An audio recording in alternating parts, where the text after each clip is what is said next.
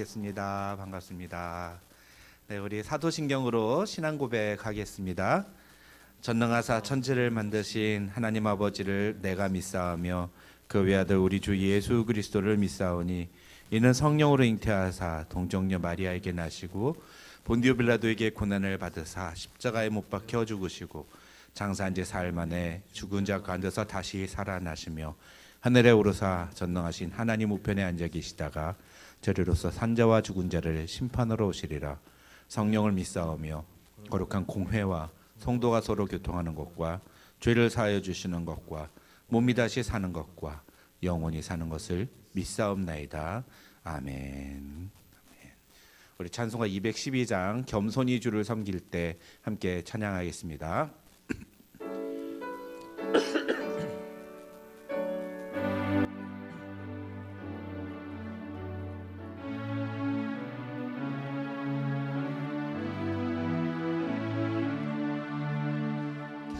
겸손히 주를 섬길 때 괴로운 일이 많으나 구주여 내게 힘주사 잘 감당하게 하소서.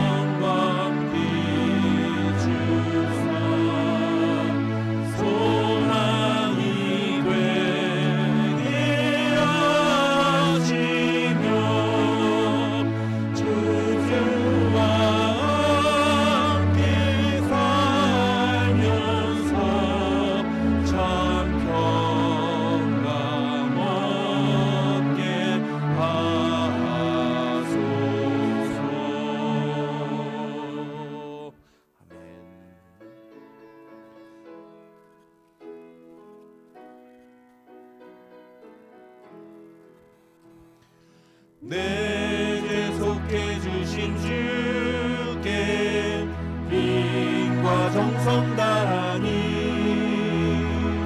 나의 온갖 언행 심사 주를 위한 것일세.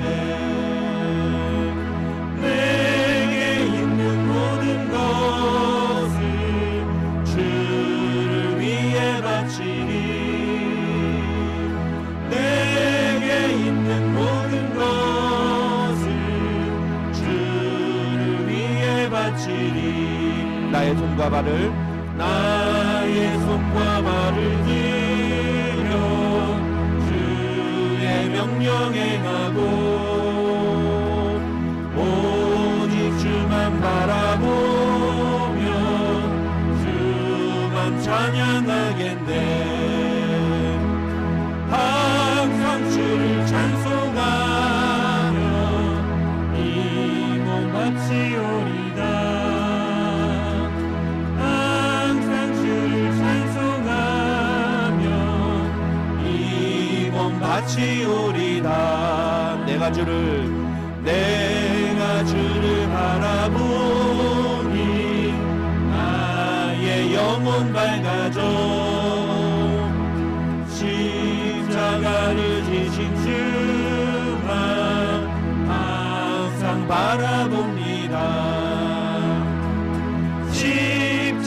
십자가를 바라보며 주만 따라가리라.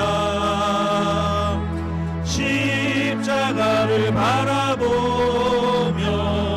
주만 따라가리라. 신기하고 놀라워라 영광스러운 왕의 왕. 나를 친구 삼아 주사 영이 지게 하시네. 주의 날개 부 아래 영원한 식 없겠네. 주의 날개 보 아래 영원한 식 없겠네. 아멘.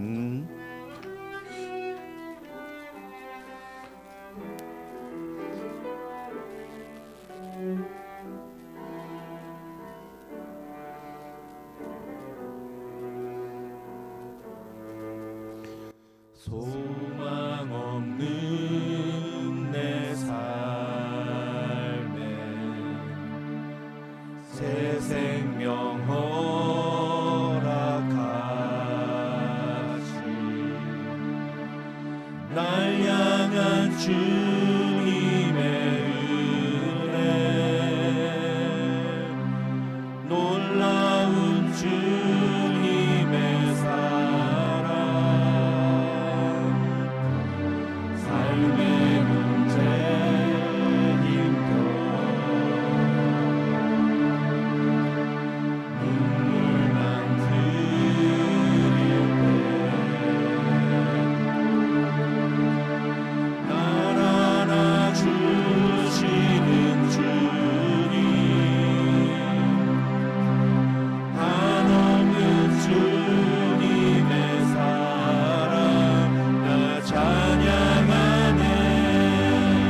나의 믿음 주께 드려 나의 삶이 주를 향해 내 유일한 사랑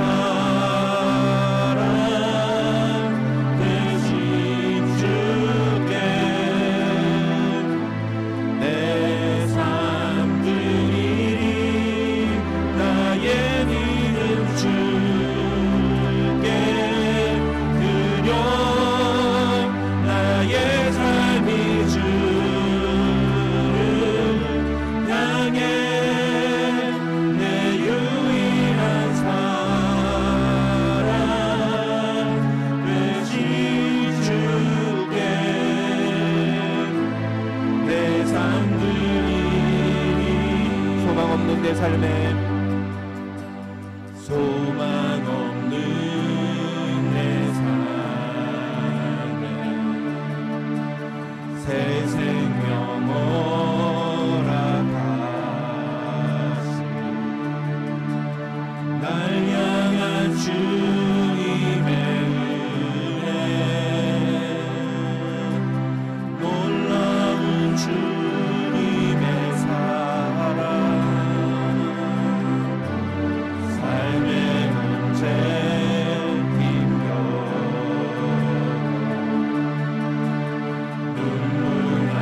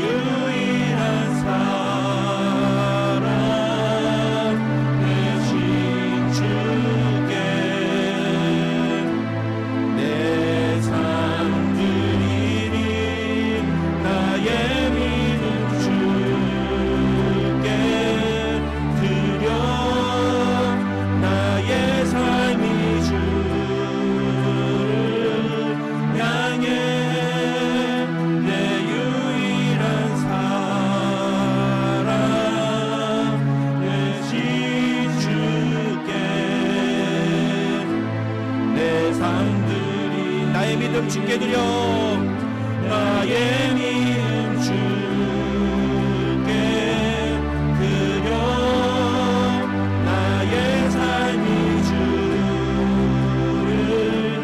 향해 내 유일한 사랑 되신 주께 내 삶 드리니 나의 믿음 주께 드려 나의 삶이 주를 향해 내 유일한 사랑 되신 주께 내 삶 드리니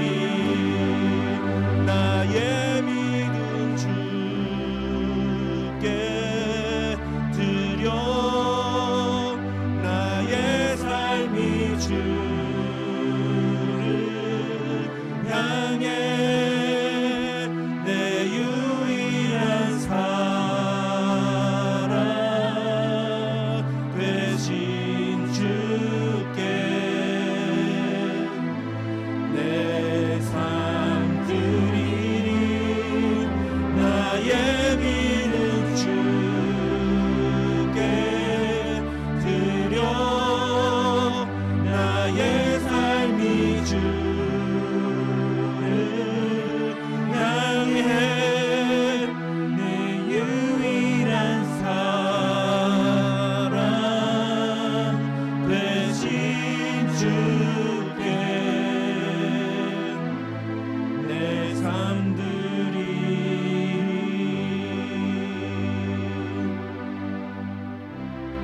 이 시간 우리 함께 기도하겠습니다. 이 시간 기도할 때 우리 주님은 우리를 위해 자신의 몸과 모든 것을 내어주셨습니다.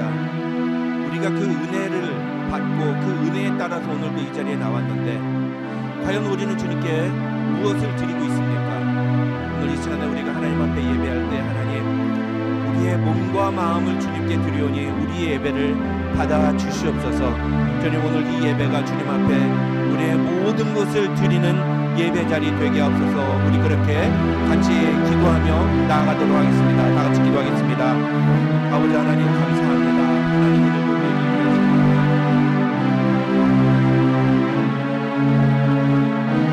오늘도 우리를 인도해 주시니 참으로 감사합니다. 하나님 우리가 무엇으로 주님 앞에 감히 나아올 수 있겠습니까?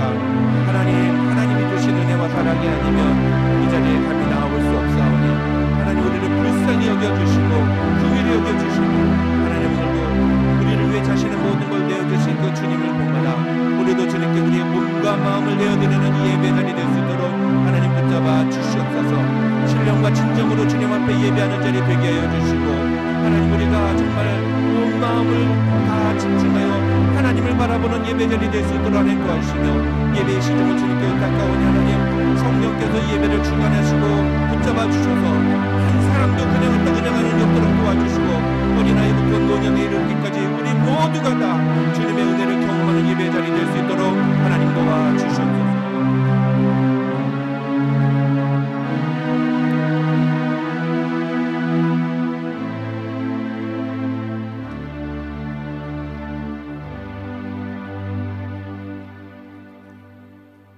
너희는 내게 부르짖으며 와서 내게 기도하면 내가 너희를 들을 것이요 너희가 온 마음으로 나를 구하면 나를 찾을 것이요 나를 만나리라.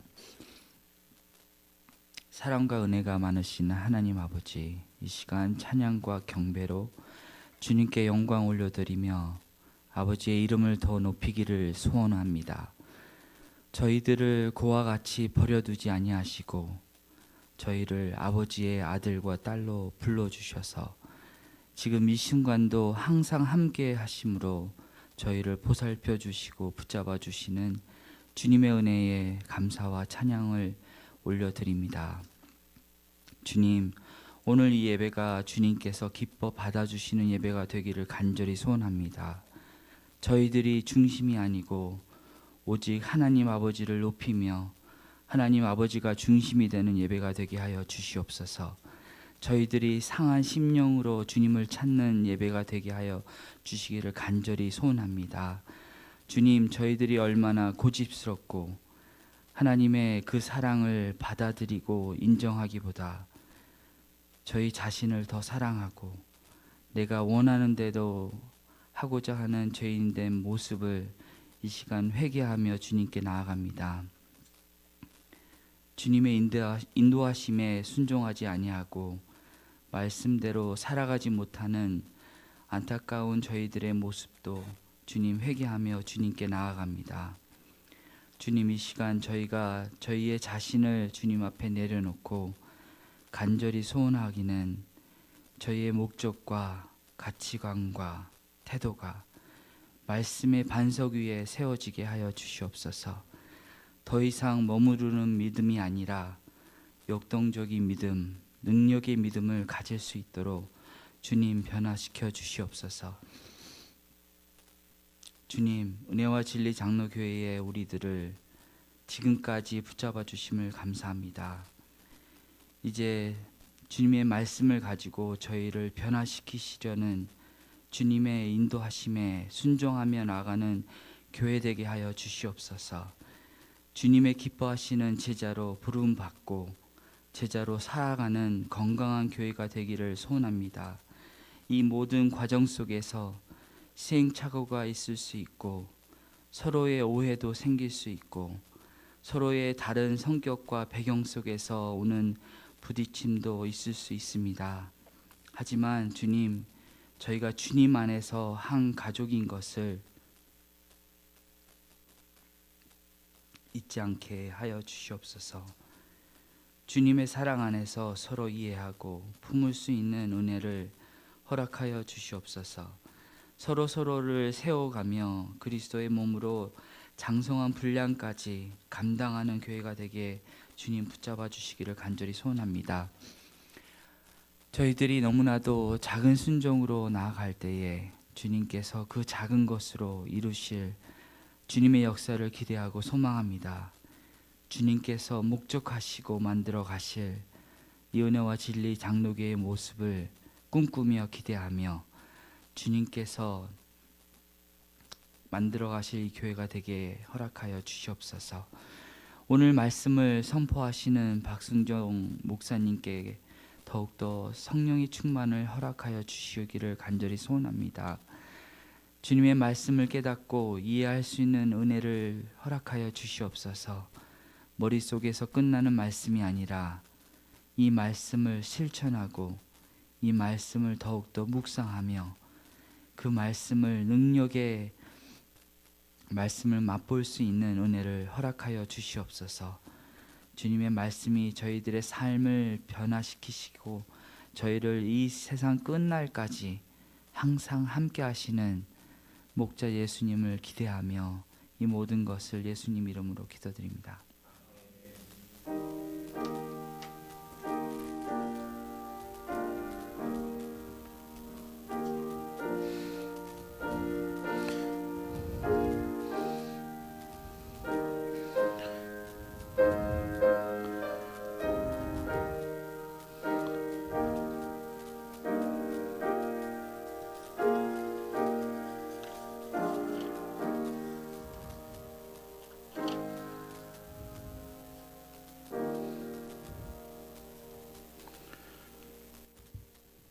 오늘 우리에게 주시는 하나님의 말씀은 빌립보서 4장 10절부터 20절까지의 말씀입니다. 빌립보서 4장 10절부터 20절까지의 말씀 우리 한 목소리로 함께 읽겠습니다. 시작. 내가 주 안에서 크게 기뻐하면 너희가 나를 생각하던 것이 이제 다시 싹이 나미니 너희가 또한 이를 위하여 생각은 하였으나 기회가 없었느니라. 내가 궁핍함으로 말하는 것이 아니니라. 어떠한 형편에든지 나는 자족하기를 배웠노니 나는 비천에 처할 줄도 알고 풍부에 처할 줄도 알아. 모든 일 곧 배부름과 배고픔과 풍부와 궁핍에도 처할 줄 아는 일체의 비결을 배웠노라. 내게 능력 주시는 자 안에서 내가 모든 것을 할 수 있느니라. 그러나 너희가 내 괴로움에 함께 참여하였으니 잘하였도다. 빌립보 사람들아 너희도 알거니와 복음의 시초에 내가 마게도냐를 떠날 때 주고받는 내 일에 참여한 교회가 너희 외에 아무도 없었느니라. 데살로니가에 있을 때에도 너희가 한 번뿐 아니라 두 번이나 나의 쓸 것을 보내었도다. 내가 선물을 구함이 아니요 오직 너희에게 유익하도록 풍성한 열매를 구함이라. 내게는 모든 것이 있고 또 풍부한지라. 애법으로 디도편에 너희가 준 것을 받음으로 내가 풍족하니 이는 받으실 만한 향기로운 제물이요 하나님을 기쁘시게 한 것이라. 나의 하나님이 그리스도 예수 안에서 영광 가운데 그 풍성한 대로 너희 모든 쓸 것을 채우시리라. 하나님 곧 우리 아버지께 세세 무궁하도록 영광을 돌릴지어다. 아멘. 아멘. 우리 함께 읽은 본문 말씀 가지고 나는 모든 일을 할 수 있는가? 나는 모든 일을 할 수 있는가라는 제목으로 하나님의 말씀 살펴보겠습니다. 우리는 지난 2주 동안 빌립보서를 살펴봤습니다. 여러분 그 자막이 좀 너무 작죠? 13개를 다 적으려니까 글자를 하는 수 없이 너무 작게 적었습니다만 여러분 주보에 보시면 이 13가지가 다 들어 있습니다. 그래서 굳이 여러분 이거 안 보시고 주보를 보셔도 되겠습니다. 그래서 주보에 나와 있는 걸 보시고 따라오시면 되겠습니다. 이 13가지 주제, 빌립보서 안에 담겨져 있는 13가지 주제, 크게 봤을 때 13가지 주제를 우리가 지난 2주 동안 좀 살펴봤는데요. 이 13가지 주제는 이 1장 27절에 나오는 그리스도의 복음에 합당하게 행하라는 이 명제와 다 연결이 된다. 그래서 이 13가지의 모든 주제들은 다 우리가 그리스도의 복음에 합당하게 행하는 것이 어떤 모습인지 또 그러려면 우리에게 무엇이 필요한지를 보여주는 것들이다. 그렇게 말씀을 드렸습니다.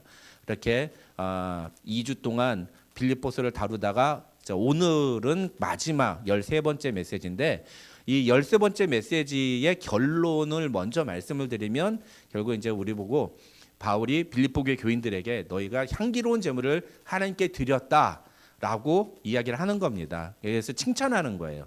근데 그 메시지를 통해서 결국 이 빌립보서를 읽는 독자인 우리들에게 주는 메시지는 뭐냐? 우리도 역시 이 빌립보 교회 교인들과 같이 향기로운 제물, 주님이 기쁘시게 받으실 만한 향기로운 제물을 주님께 드려야 한다라는 것이죠. 그러면 이 향기로운 제물이란 무엇이냐? 그것은 제가 이미 말씀을 드렸습니다만 이 빌립보서의 배경이 되는 바울이 로마 감옥에 갇혀 있을 때 그 소식을 들은 빌립보 교회 교인들이 이 바울을 위해서 보낸 선교 헌금을 말한다. 그렇게 말씀을 드렸습니다. 그래서 1장 3절부터 5절까지를 보면 바울은 첫날부터 이제까지 복음을 위한 일에 참여하고 있다. 너희가 참여하고 있다. 이렇게 얘기하는데 이것이 빌립보 교회가 바울과 만난 그 시점부터 지금까지 계속해서 선교 헌금을 보내주고 있다. 재정적인 후원을 해주고 있다라는 뜻이라고 제가 이미 말씀을 드렸습니다. 오늘 본문에서도 이런 표현이 나옵니다. 바로 10절이죠. 10절. 여러분 10절 다시 한번 읽어볼까요? 10절입니다. 시작. 내가 주 안에서 크게 기뻐함은 너희가 나를 생각하던 것이 이제 다시 싹이 남이니 너희가 또한 이를 위하여 생각은 하였으나 기회가 없었느니라. 여기서 보면 이제 다시 싹이 남이니라는 말을 합니다. 10절에 보면 이제 다시 싹이 남이니라는 게 뭐냐면 너희가 다시 또 나한테 선교헌금을 보내주었다라는 뜻이에요. 그래서 제가 새벽에 만날 때 말씀을 드렸습니다만 바울이 마지막으로 이 마게도냐를 떠나서 아가야 지방으로 내려갈 때 그때 보내준 선교 헌금, 빌립보 교회가 바울에게 보내준 선교 헌금, 마지막 세 번째 선교 헌금이 지금 로마에 보낸 선교 헌금과 한 10년 정도 차이 나는 10년 전에 보내준 것이었다. 그렇게 말씀을 드렸습니다. 근데 그 10년 만에 다시 빌립보 교회가 바울에게 또 선교 헌금을 또 보내준 것이죠. 그래서 14절을 보면은 바울은 이런 빌립보 교회에 대해서 너희가 나의 괴로움에 참여하였으니 참 잘하였다 이렇게 칭찬을 해줍니다. 그런데 성경을 읽다 보면은 재밌는 구절이 나와요. 뭐냐면 11절을 보시면은요 바울이 근데 이런 생뚱맞은 말을 합니다. 근데 사실 너희가 보내주는 돈이 나한테 그렇게 필요한 건 아니야. 이런 얘기를 합니다. 11절을 보면 이렇게 나오죠. 내가 궁핍함으로 말하는 것이 아니라 어떤 형편인지 나는 자족하기를 배웠노니. 이 말 속에 숨어있는 얘기가 뭐냐면은 내가 돈이 꼭 필요해서 내가 재정적으로 정말 급박해서 너희한테 이런 선교 헌금을 보내줬다고 내가 너희를 칭찬하는 게 아니야. 나는 사실은 너희가 선교 헌금을 보내주지 않아도 얼마든지 지금 상황에서 지낼 수가 있어. 이런 얘기를 하고 있는 겁니다. 그래서 여기서 11절에 보면 그런 단어가 있죠. 자족하기를 배웠노니. 영어 성경에서는 learn to be content라고 되어 있어요. 만족하는 법을 배웠다는 거죠. 자족이라는 거. 근데 많은 사람들이 자족이라는 개념을 이제 오해하고 우리가 보통 세상에서 쓰는 방법을 세상에서 쓰는 이 단어의 개념을 가지고 이 본문을 해석을 하다 보니까 성경을 잘못 사용하는 경우들이 많습니다. 제가 어렸을 때 저희 어머니가 이 성경 가지고 이 본문 가지고 저한테 얼마나 자족하라고 가르치셨는지 몰라요. 저희 어머니가 전도사 생활을 하시면서 맨날 아침에 집에서 새벽에 나가서 밤 늦게 신방하고 교회 사역하고 집에 돌아오시면 밤 늦게 돌아오시니까 반찬 같은 걸 못 해놓으세요. 그러면 보통 이제 김치찌개를 한 번 하면 그게 한 4일 5일은 계속 갑니다. 같은 반찬이 계속 상에 나오는 거예요. 그럼 제가 너무 속상해가지고 화가 나가지고 엄마 나 이거 안 먹어. 그러면 이제 저희 어머니가 이 빌립보서 바울이 자족하기를 배웠다고 얘기했는데 너도 자족하기를 배우라고 그러면서 있는 반찬 가지고 감사하고 먹지 않고 어디서 그렇게 불평불만을 하냐고. 빌립보서 4장 11절을 보러 바울이 자족하기를 배웠으니 너도 자족하기를 배우라고 이렇게 얘기를 합니다. 정말 여러분, 그래서 이 자족이라는 단어를 우리가 사실은 개념을 잘 이해를 해야 돼요. 분명히 자족이라는 것은 어떤 자기가 스스로 만족을 한다는 얘기죠. 자기가 스스로 만족을 한다. 근데 오늘 본문에서 바울이 이야기하는 건 뭐예요? 내가 지금 처해 있는 어떤 상황이나 조건에 의해서 내가 흔들리거나 내가 막 이렇게 막 무너지거나 어떤 내 상황에 따라서 내가 막 이렇게 마음이 힘들어지지 않는다는 거예요.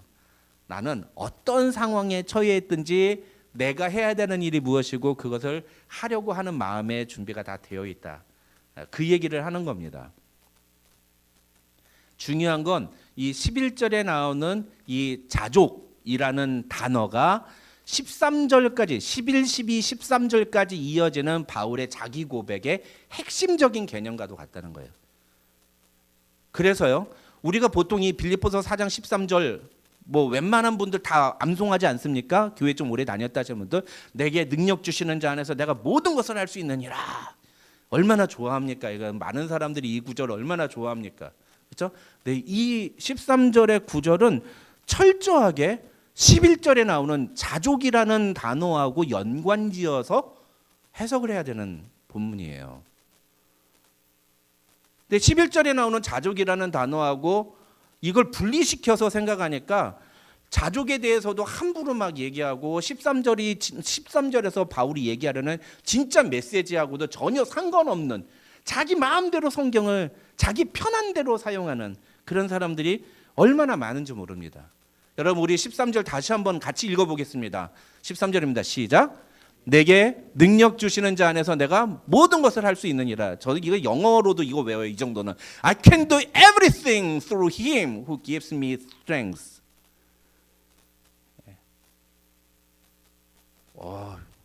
별 감동이 없네. 이 정도 하면 아멘 막 그러고 할렐루야 뭐 미국 그 설교 막 보니까 그러던데 우리 교회는 안 그러네. 예. 내게 능력 주시는 자 안에서 내가 모든 것을 할 수 있느니라. 여러분, 한국 사람들이 이 본문 얼마나 좋아합니까? 그렇죠? 이 본문 정말 좋아해요.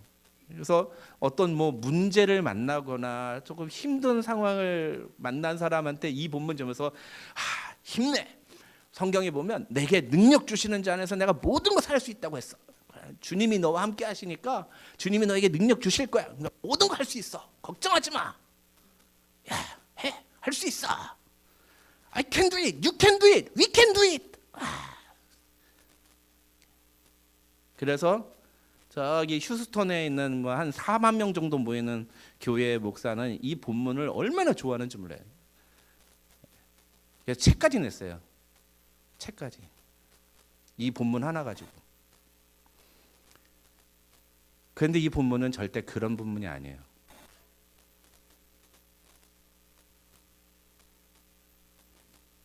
긍정적인 생각을 하게 만드는, 우리가 신앙생활에 있어서 긍정적인 생각을 가져야 된다. 그리스도인은 불가능이 없다. 주님이 능력을 주시면 모든 것을 할 수 있다. 물론 그게 틀린 말은 아닌데 그렇게 자기 마음대로, 그래서 사업을 할 때 가가지고 이 본문 보면서 주님이 집사님과 함께 하시면 이 사업이 번창할 줄 믿습니다. 내게 능력 주시는 자에서 내가 모든 것을 할 수 있느냐. 이 조그마한 가게가 거대한 기업으로 변할 줄 믿습니다. 아멘. 그러면 아멘이 작다, 믿음이 작다. 크게 아멘하세요. 얼마나 많이 합니까 그렇게, 그렇죠? 예. 그러면 아니에요. 이 본문 그렇게 보면 안 돼요. 이 본문 절대 그런 얘기하는 거 아닙니다. 바울이 무슨 얘기를 하는 겁니까? 내게 능력 주시는 자 안에서 모든 것을 할 수 있다. 바울은 무엇을 할 수 있다는 얘기입니까? 그래서 11절과 12절을 읽어야 되는 거예요. 11절과 12절에서 바울이 자기가 할 수 있다는 게 뭡니까? 나는 자족하는 법을 배웠다. 그래서 풍부에도 처할 줄 알지만 빈곤에도 처할 줄 안다. 나는 배가 부른 상태에서도 처할 줄 알지만 배가 고픈 상태에서도 얼마든지 주님을 위해 일할 수 있다. 나는 어떤 상태에서도 주님을 위해 일할 수 있다. 난 모든 상황 속에서 주님을 위해 일할 준비가 되어 있다. 난 그리고 그런 모든 상황 속에서 내가 주님을 위해 내가 일을 할 수 있다. 라고 얘기를 하는 겁니다.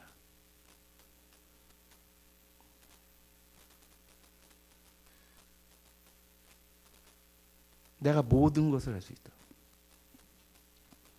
그리고 이거를 이제 오늘 본문의 전체적인 맥락하고 맞춰서 이야기를 하면 무슨 얘기냐? 나는 너희가 선교 헌금을 보내주지 않아도 얼마든지 사역을 할 수 있고 잘할 수 있다. 너희의 선교 헌금이 정말로 중요한 게 아니다. 그런데 너희가 나의 괴로움에 참여해서, 그래서 14절에 뭐라고 돼 있어요? 13절 바로 뒤에 뭐라고 나와요? 그러나 너희가 내 괴로움에 참여하였으니 잘하였도다. 그래서 이 모든 것에 I can do everything에 들어가야 되는 가장 중요한 단어는 뭐냐면 괴로움이라는 단어예요. 괴로움. 그래서 우리가 이 4장 빌립보서 4장 13절을 얘기할 때 우리는 정말로 주님을 위해서 괴로움에 참여할 수 있는가?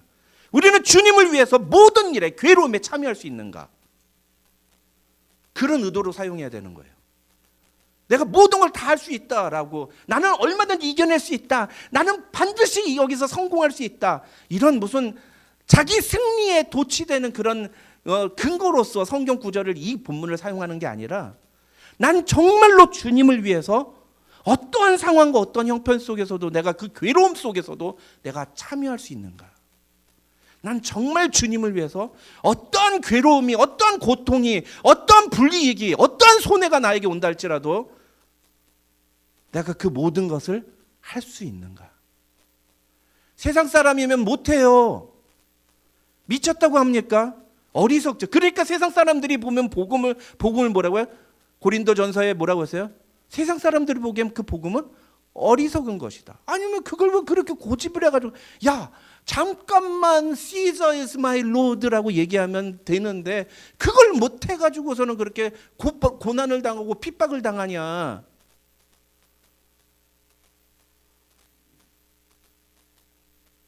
세상 사람들은 이해 못하는 거예요. 세상 사람들은 그렇게 살지 않아요.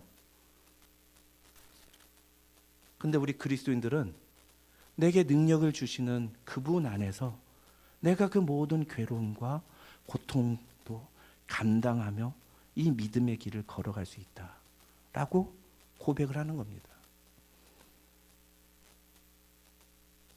빌립보서 4장 13절은 이렇게 해석해야 돼요. 바울이 이런 의도로 한 말이에요. 근데 한국 교회가 바울이 진짜로 한 이 말의 의도를 너무 왜곡하고 잘못되게 자기 마음대로 자기 편한 대로 바꿔서 사용합니다. 그리고 자기가 하고 싶은 게 뭔가 있으면 항상 이 성경 본문을 읽고서는 하나님 내게 능력 주시는 자 안에서 모든 것을 할 수 있다고 말씀하지 않았습니까? 나에게도 능력을 주시고 내가 이것을 할 수 있도록 은혜 주시옵소서.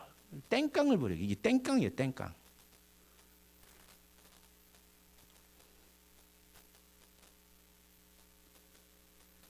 성경을 바로 읽고 우리가 제대로 공부해야 되는 이유가 여기 있는 겁니다. 성경을 바르게 읽지 않으면 우리의 신앙이 이상해질 수 있습니다. 자기 멋대로 할 수 있어요. 성경 말씀대로 신앙생활을 하는 게 아니라 자기 멋대로 신앙생활을 하게 되는 거예요. 그러니까 자기에게 뭔가 어려운 일이 있고 힘든 일이 있을 때는 이 본문 가지고 하다가 진짜 주님을 위해서 희생하고 헌신하고 고난에 동참해야 될 때는 나 몰라라 하고 나는 뭐 이런 것까지는 나한테 그런 고난이나 그런 힘든 일들은 저기 목사님이나 선교사 같은 분들한테만 나는 그 정도의 신앙은 아니라고 이렇게 얘기하는 경우들이 너무나 많은 거죠. 이걸 어떻게 정상적인 신앙이라고 말할 수 있겠습니까?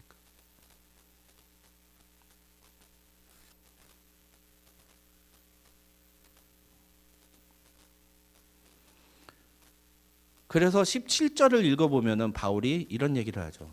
내가 선물을 구함이 아니요 오직 너희에게 유익하도록 풍성한 열매를 구함이라. 이 말은 여러 가지 원어의 의미를 해석해서 이 본문의 진짜 의미를 좀 찾아야 되는 많은 단계를 거쳐야 되는데 제가 그 결론만 그냥 말씀을 드리면 내가 진짜 원하는 건 너희가 보내주는 선교 헌금이 아니라 너희가 이 선교 헌금을 보내줌으로써 맺게 될 영적인 풍성한 열매들이다 이런 얘기예요. 다른 말로 하면 뭡니까? 너희가 이렇게 나의 괴로움에 참여하기 위해서 너희가 이렇게 수고하고 선교 헌금을 모금하는 이 과정 자체가 너희가 영적으로 은혜를 받고 열매를 맺는 과정이 될 것이다.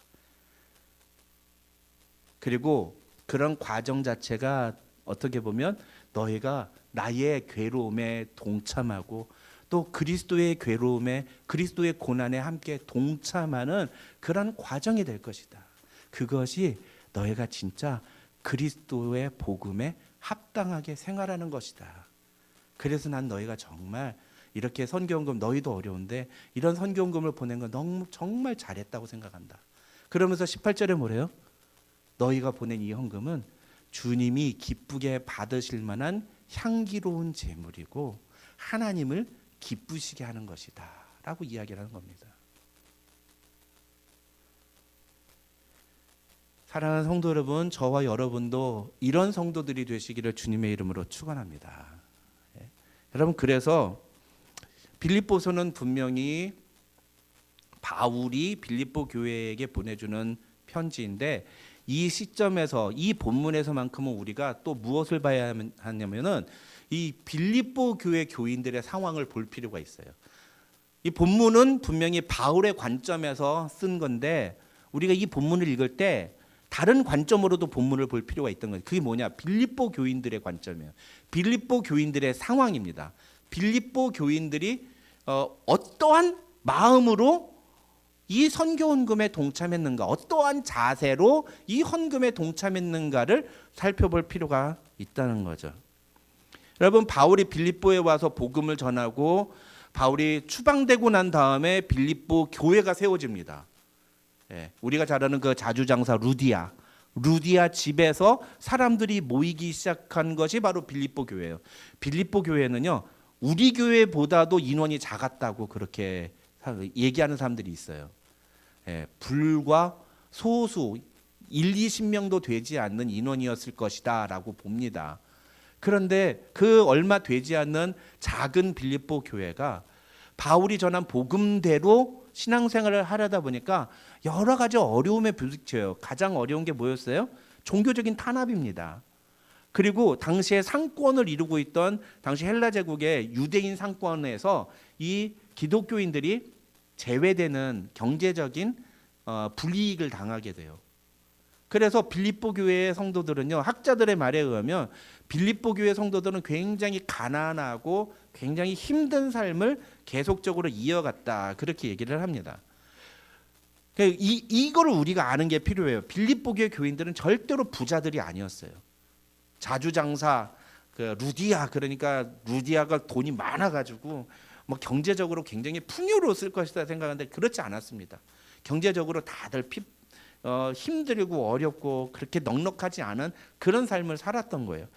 그런데 여러분, 오늘 본문에서도 보면 15절을 보면 바울이 뭐라고 그래요?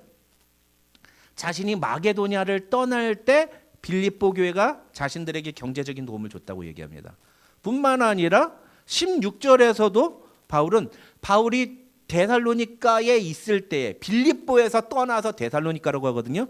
그때 데살로니가에 있을 때 바울을 위해서 2번이나 빌립보 교회 교인들이 헌금을 모아서 보내줬다라고 얘기해요. 이 15절은 바울이 2차 전도 여행이 빌립보, 데살로니가, 베레아, 아테네, 고린도 이렇게 가거든요. 근데 거기서 베레아에서 아테네로 내려갈 때의 시점을 말하는 거예요. 그러니까 15절이 16절보다 훨씬 뒤에 있었던 일입니다. 어쨌든 간에 16절에서 2번 있었죠. 그다음에 15절에서 한 번 더 있죠. 그다음에 한 번 더 있어요. 언제 있어요? 오늘 본문. 그러니까 로마에 있을 때 10년 뒤에 한 번 더 보내주는 거예요. 그럼 모두 몇 번을 보내줘요? 4번이나 보내줘요. 4번이나. 이건 미니멈이에요. 최소. 성경에서 바울이 기록한 것만 가지고 봤을 때 총 4번 빌립보 교회가 바울을 위해서 선교헌금을 보내줬다는 것입니다. 다시 한번 말씀드립니다. 빌립보 교회가 바울에게 선교헌금을 보내줄 때에 빌립보 교회 재정이 넉넉했습니까? 사람들의 형편이 좀 나아졌습니까? 옛날에 뭐 선교에서 여러분 살림살이 좀 나아지셨습니까? 뭐 이런 얘기도 했는데, 살림살이가 나아져서 갑자기 자주장수 루디아가 갑자기 대박이 나가지고 돈이 엑스트라 머니가 많이 생겨가지고 그래서 헌금을 한 겁니까? 아니에요. 그들은 힘들고 어려운 상황 속에 있었지만 그런 힘들고 어려운 상황 속에서도 쪼개서 헌금을 한 겁니다. 그러니까 그 헌금을 할 때 어떤 사람은 자기가 무언가를 사고 싶었는데 그 사고 싶었던 물건을 사기를 포기하고 헌금을 했을 수도 있어요. 저 예전에 제가 언젠지 정확하게 기억 안 나는데 어떤 분이 어디서 헌금을 했는데 그 헌금이 자기 결혼 자금을 헌금한 사람을 본 적이 있어요. 너무 하나님 주신 은혜가 감사해가지고 내가 결혼을 위해서 내가 차근차근 준비해 둔 돈이라고 해서 몇백만 원을 그걸 그때 감사 헌금으로 낸 것을 제가 본 적이 있습니다. 얼마나 귀해요. 결혼을 위해서 준비를 했던 헌금인데 그걸 하나님이 은혜를 주셔서 자기 너무 감격하고 감사해서 그 은혜에 내가 무엇을 드릴 수 있을까? 그래서 자기의 그 결혼 자금을 하나님께 드린 거예요. 여러분, 이게 가난한 과부가 동전 2렙돈을 주님께 드린 것과 똑같은 거예요. 그리고 오늘 빌립보 교회 교인들이 4번이나 바울의 선교 헌금에 동참했던 것과 같은 모습이라는 거죠. 정말 귀한 일인 겁니다. 그러니까 바울이 14절에서 네가 내 괴로움에 동참하였으니 참여하였으니 정말 잘하였도다. 이건 바울의 괴로움에 참여했다는 것이기도 하지만 바울을 도와줬다는 의미이기도 하지만 거기에 숨어있는 또 다른 의미는 뭐냐면은 네가 이것을 하기 위해서 너희도 어려울 텐데 너희도 힘들 텐데 너희도 고생할 텐데 너희도 이것 때문에 손해보는 일이 있을 텐데도 불구하고 이 일을 결단하고 헌신해 주었구나. 너희의 헌신과 결단이 정말 대단하구나. 너희가 정말 힘든 결정을 했구나. 주님이 너희의 행동을 보시면서 정말 기뻐하실 것이다 라고 칭찬하는 겁니다. 여러분, 저는요 이러한 빌립보 교회 교인들의 모습이 오늘 바울이 11절에서 얘기했던 그 자족의 모습과 같은 거라고 생각합니다. 빌립보 교회 교인들도 자족하는 법을 배우지 않았다면 절대로 그 선교 헌금을 4번이나 그렇게 보내주지 못했을 거예요. 당시에는 지금처럼 무슨 은행 트랜스퍼를 쉽게 할 수 있는 그 어떤 시스템이 있는 것도 아니었어요. 다 돈을 모아서 그걸 다 들고서 가야만 하는 어려운 일이었어요. 돈을 보내준다는 건 결코 쉬운 일이 아닙니다. 이거 굉장히 어렵고 위험한 일이에요. 강도 만날지 누가 합니까? 얼마나 위험한 일입니까? 근데 그걸 4번이나 해준단 말이에요. 더군다나 빌립보 교회 교인들 자체가 생활이 어려웠어요. 쉽게 말하면 내가 먹고 살기도 힘든 상황이야. 뭐 우리 한국 사람들 그러잖아요. 남을 도와주는 것도 좋지만 지 가족부터 먼저 챙겨야 된다고. 지 가족도 챙기지 않고서는 남 도와주는 사람은 바보라고. 그렇게 얘기하지 않습니까? 그게 딱 빌립보 교회 교인들인 거예요.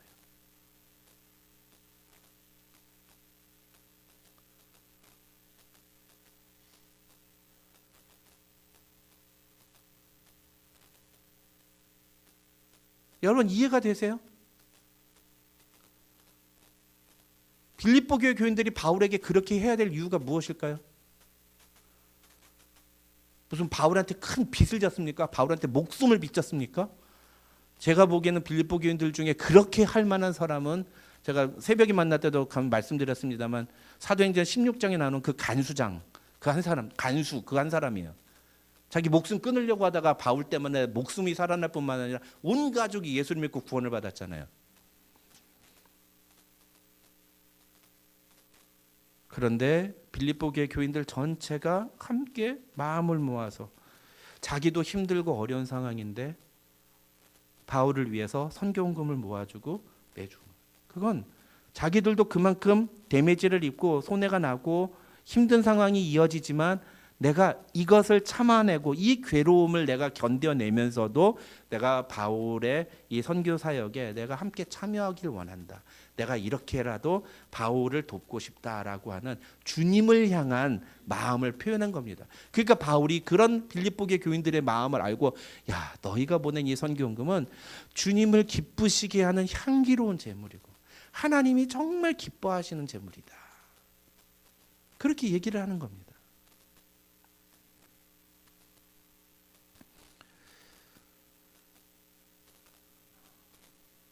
우리가 돈이 있어서 헌금하는 게 아니죠.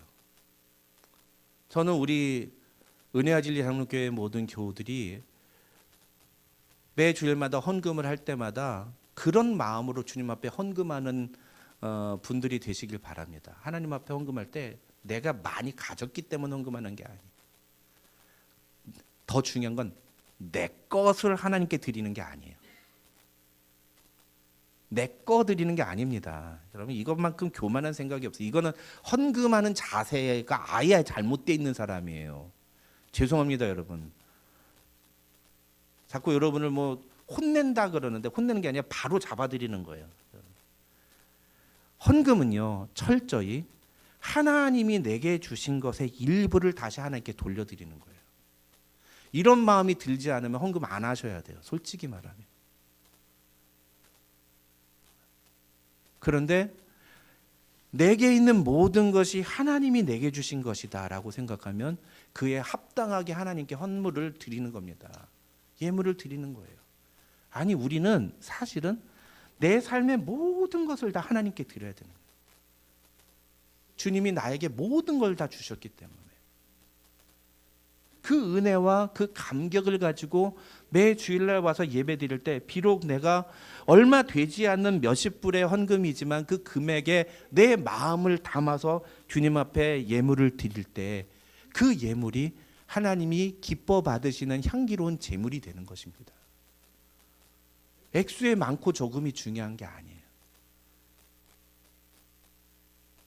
정말 내가 이 예물을 내가 이 헌금을 통해서 하나님을 향한 나의 믿음을 표현하고 있는가?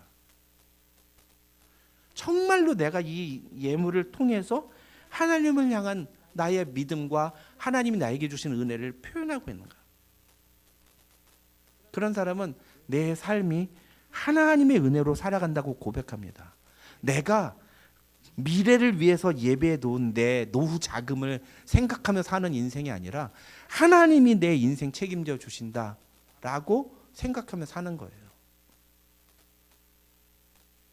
그것이 은혜로 사는 삶이고 그게 그리스도 복음에 합당하게 생활하는 겁니다.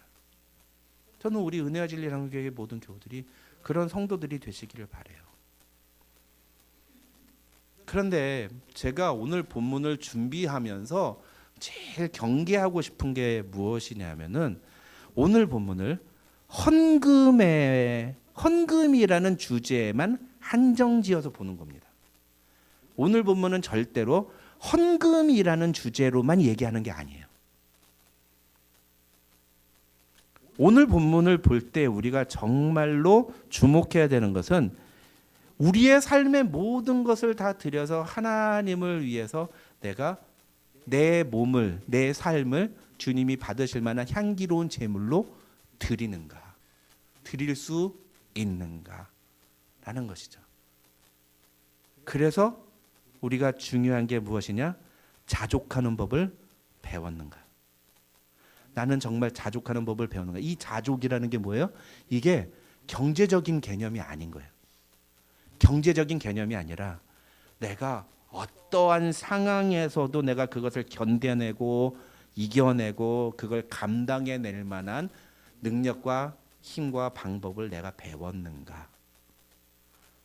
내가 그걸 배우고 나면 그 다음에 뒤따라오는 게 뭐예요? I can do everything through Him who gives me strength.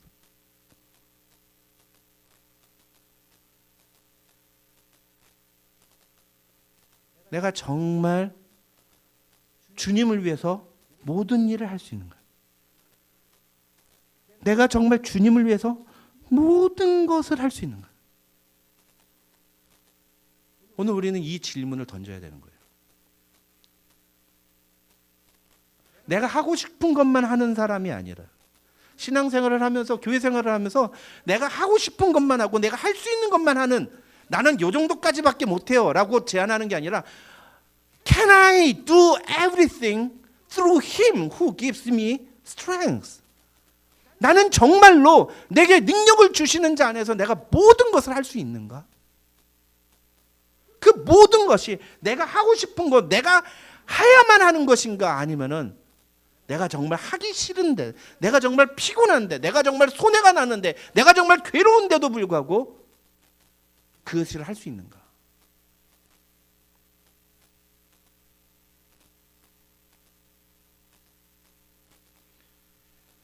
여러분, 디모데후서 2장 3절을 보면 바울은 이렇게 말합니다. 너는 그리스도 예수의 좋은 병사로 나와 함께 고난을 받으라. 이건 자기의 영적인 아들인 디모데에게 바울이 한 말이에요. 예.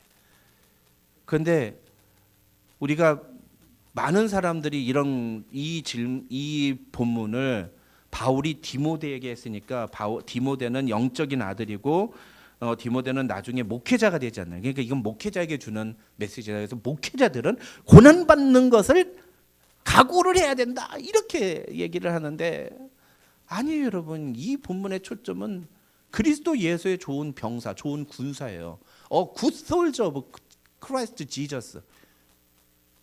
여러분은 군사 아닙니까? 예수님의 군사 아니에요? 우리 에베소서 할 때 뭘 배웠어요? 성령의 갑옷을 입으라. 우리가 군사라고요. 우리가. 그럼 우리가 그리스도의 군사면 우리는 어떻게 된다고요? Endure hardship. 고난을 견뎌내라. 이거 각오해야 된다는 거예요.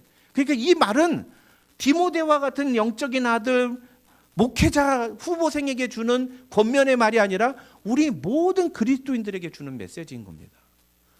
우리가 진짜 예수 그리스도의 군사라는 우리의 정체성을 이해하고 있다면 우리는 반드시 고난받는 것을 각오하며 살아야 된다는 거예요.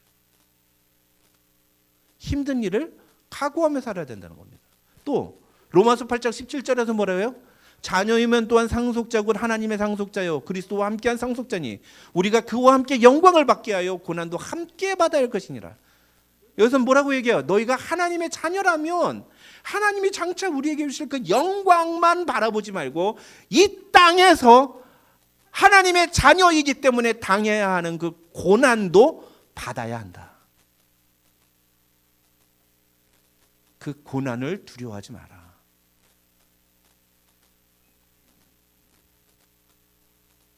사랑하는 성도 여러분, 여러분은 주님을 위해서 어떤 고난도 받을 수 있습니까? 정말 주님을 위해서 고난 받을 수 있다고 자신하십니까? 주님을 위해 고난 받을 수 있다고 여러분이 대답한다면, 여러분이 그 질문에 yes라고 대답을 한다면, 우리가 주님의 일에 참여하는 것 때문에 겪어야 하는 작은 불편함이나 피해나 어려움 같은 거는 능히 견뎌내고 이겨내야 하지 않겠습니까? 오늘날 많은 기독교인들이 예수님을 위해 내가 당하는 작은 손해와 작은 피해와 작은 불편함조차도 참아내질 못해요. 그걸 절대 참지 않습니다.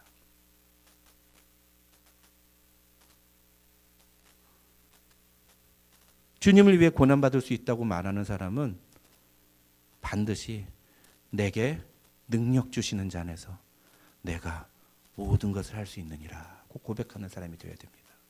저는 우리 모든 은혜와 진리 장로교회 성도들이 이 고백을 주님 앞에 올려드리는 성도들이 되시기를 주님의 이름으로 축원합니다. 정말 그래요. 전 정말 우리 교회 모든 성도들이 이 빌립보서 4장 13절을 고백하는 성도들이 되셨으면 좋겠어요. 날마다 이 고백을 주님 앞에 올려드리는 성도들이 되셨으면 좋겠어요. 오늘 설교 제목은 나는 모든 일을 할 수 있는가입니다. 이게 참 가끔 가다 보면은 제가 깜짝깜짝 놀랄 때가 있어요. 제가 의도한 것이 아닌데 이렇게 본문이 이런 본문들이 이렇게 주어질 때마다 솔직히 말하면 제가 설교 준비를 하면서 이 설교를 해도 되나? 해야 되나? 라고 고민하고 갈등할 때가 많습니다. 사실은 오늘 설교도 그랬어요. 제 마음속에. 여러분이 분명히 불편하게 느끼실 텐데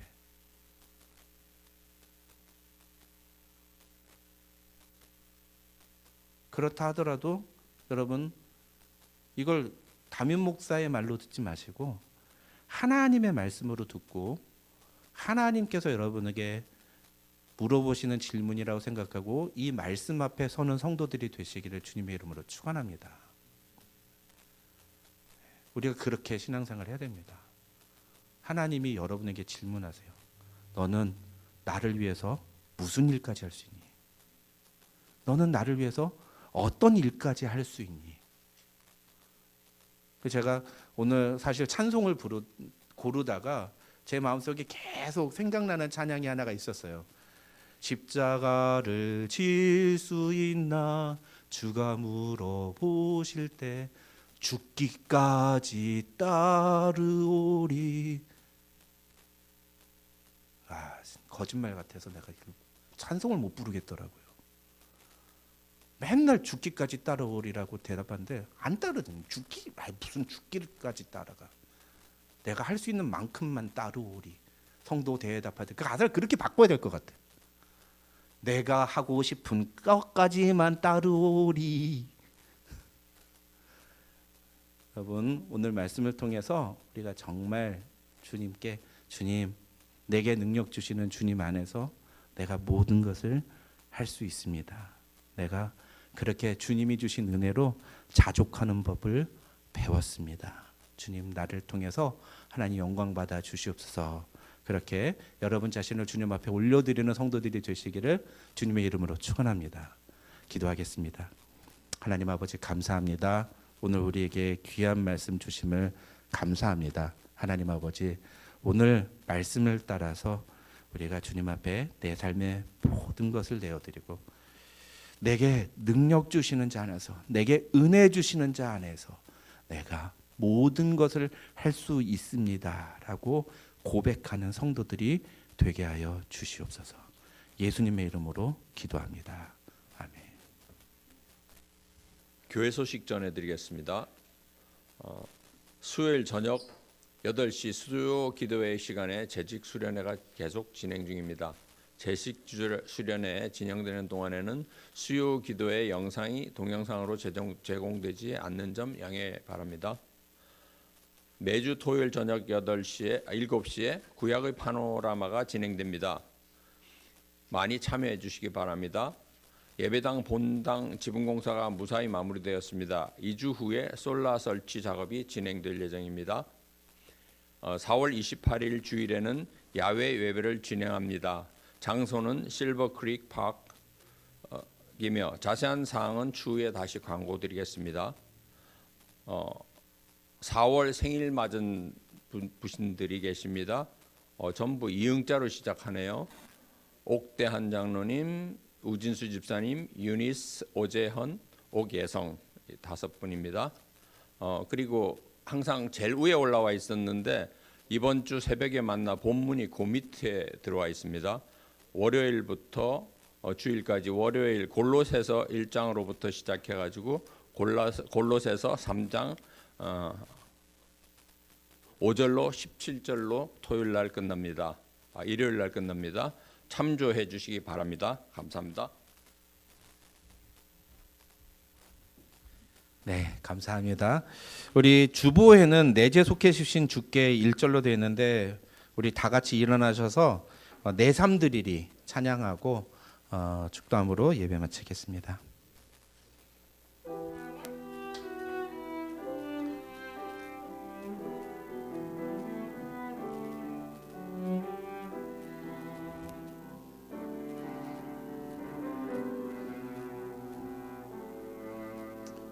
소망 없는 내 삶에 새 생명 허락하신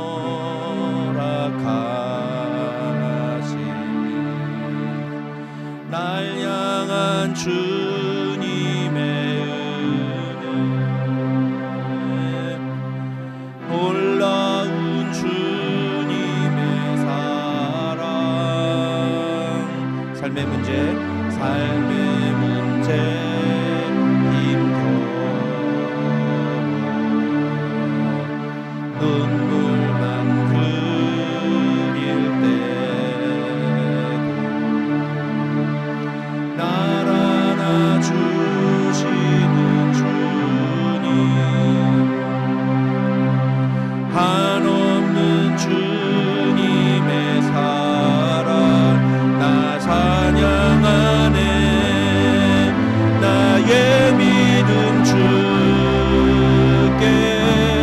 드려 나의 삶이 주를 향해 내 유일한 사랑 되신 주께 내 삶들이리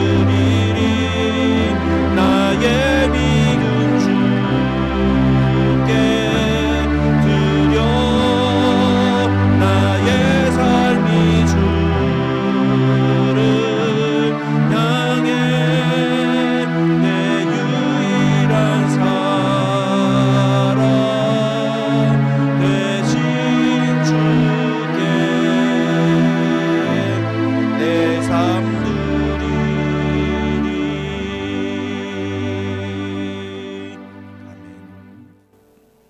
하나님 감사합니다. 오늘도 우리에게 귀한 예배 시간 허락하여 주시고 아무 자격 없고 공로 없는 우리를 주님 앞에 나아올 수 있도록 허락해 주시니 참으로 감사합니다.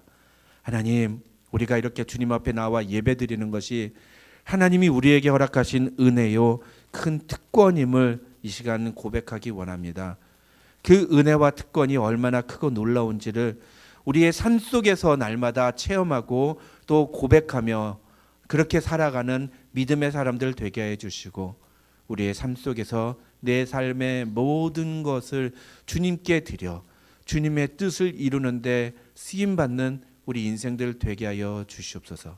제자로 부름받고 제자로 살아가는 우리 은혜와 진리 장로교회 성도들 될 때에 우리의 삶 속에 주인 되신 하나님이 우리를 이끄시고 보호하시고 책임지시며 우리의 쓸 것과 필요한 것을 채워주시는 하나님의 놀라운 은혜를 부어주실 줄로 믿습니다. 돈을 의지하며 사는 인생이 아니라 하나님 의지하며 살아가는 인생이 될 때 그 믿음대로 역사하는 하나님을 체험하는 우리 성도들 되게 하여 주시옵소서. 힘들고 어려운 삶의 문제로 고통 중에 있는 지체에 있다면 하나님 그 지체의 삶의 문제를 주님 해결하여 주시고, 그래서 삶 속에서 날마다 하나님의 은혜를 고백하며 신뢰하며 나아가는 성도 될 수 있도록 하나님 축복하여 주시옵소서. 지금은 우리 구주 예수 그리스도의 한이 없으신 은혜와 우리 아버지 하나님의 만극하신 사랑과 성령님의 감동, 감화, 교통 충만하신 은혜가 너희 무리 가운데 함께 있을지어다. 아멘.